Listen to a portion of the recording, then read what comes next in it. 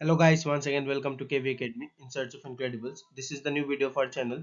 और इससे पहले मैंने आपको केमिकल ऑपरेटर 2.0 सीरीज का पार्ट 1 दे दिया है, जिसमें आपको मैंने कॉम्बाइंड फिजिक्स और केमिस्ट्री का क्वेश्चन कराया था. बट अब पार्ट टू से हम लोग क्या करेंगे कि एक क्लास में फिजिक्स करेंगे और नेक्स्ट क्लास में फिर केमिस्ट्री का क्वेश्चन करेंगे.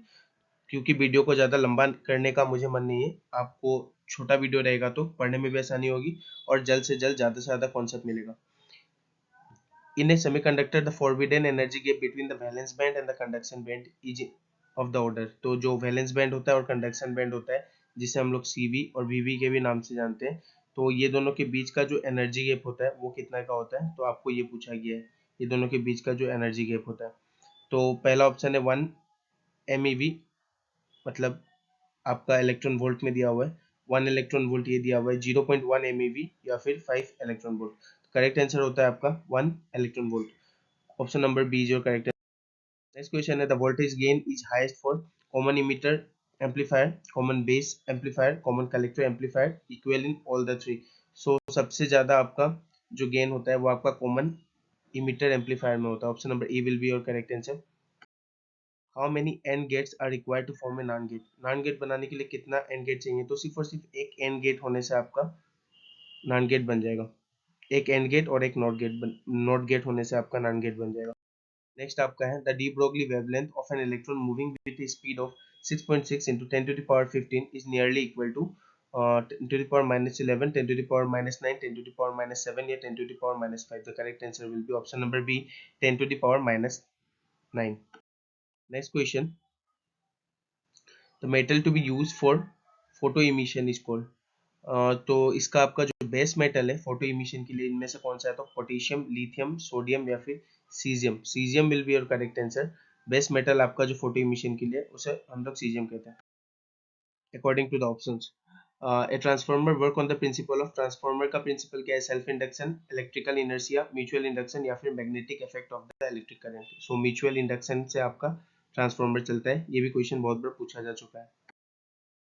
At resonance frequency the impedance in LCR circuit. तो LCR सर्किट बहुत इंपॉर्टेंट है आपका एग्जाम पर्सपेक्टिव से. तो इम्पीडेंस जो होता है आपका रेजोनेंस फ्रीक्वेंसी में, इस केस में आपका मिनिमम होता है, आपको याद रखना है. और एक क्वेश्चन है सिमिलर, इसमें बहुत आदमी कंफ्यूज भी होते हैं. At resonant frequency the current amplitude in series LCR circuit.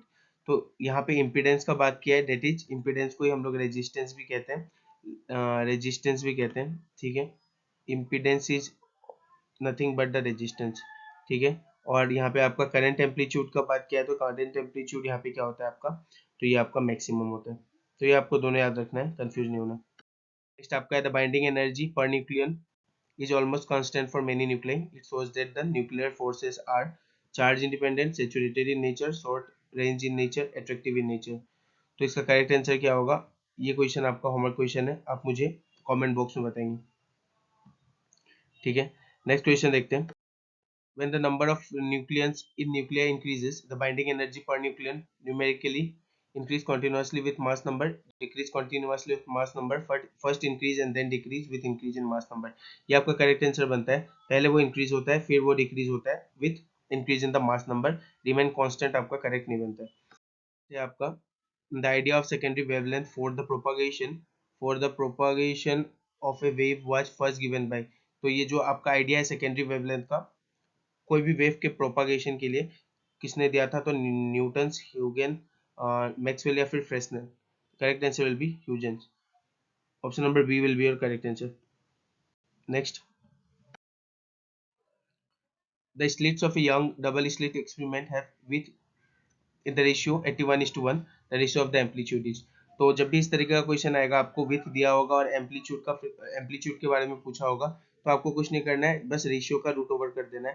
तो अगर हम लोग रेशियो का रूट ओवर करते हैं तो 81 का रूट ओवर आपको देख लेना है और यहाँ से 1 का रूट ओवर 1 ही आता है. तो आपका करेक्ट आंसर बनेगा 9:1. 9:1 will be your correct answer. Option number C. Question है आपका, if an cell each of EMF E and internal resistance R आपको दिया गया है, total EMF and the internal resistance आपसे पूछा गया है. तो करेक्ट आंसर इसका बनता है EMF R/N, जो कि रेजिस्टेंस है आपका, और N आपका नंबर ऑफ सेल्स है। तो ये आपको ध्यान रखना है, फॉर्मूला है, आपको डायरेक्ट याद करना है। इसका अगर हम लोग पूरा डेरिवेशन देखेंगे तो कोई मतलब का नहीं है एग्जाम के लिए, ठीक है। In a Wheatstone bridge, if the battery and the galvanometer are interchanged, then the deflection in galvanometer will be change in previous direction, not change in opposite direction, none of this, तो it will not change। इसमें कोई फर्क नहीं पड़ता अगर आप galvanometer से Wheatstone bridge को इंटरचेंज करते हैं तो। Thank you for the class. अगर अभी तक आपने पार्ट 1 नहीं देखा तो जाके पार्ट 1 देखिए। मैं हर एक वीडियो बहुत ही शॉर्ट रखना चाह रहा हूँ, और शॉर्ट ही वीडियो में हम ज़्यादा से ज़्यादा इंपॉर्टेंट क्वेश्चन कंप्लीट करने की कोशिश करेंगे। पार्ट 1 जाके देख लीजिए, और केमिकल ऑपरेटर जो सीरीज 1 है उसका भी लिंक डिस्क्रिप्शन में है। ये आपका सीरीज 2 चल रहा है, सीरीज 1 का भी लिंक डिस्क्रिप्शन में, उसे भी जाके पूरा का पूरा खत्म कीजिए। और टाइम टू टाइम आपको क्लास मिलता रहेगा। ज़्यादा से ज़्यादा चैनल को लाइक और सब्सक्राइब कीजिए, बिल्कुल फ्री ऑफ कॉस्ट आपको सारा क्वेश्चंस मिल रहा है। तो सारे क्लास को अच्छे से देखिए। मिलते हैं अगली क्लास में।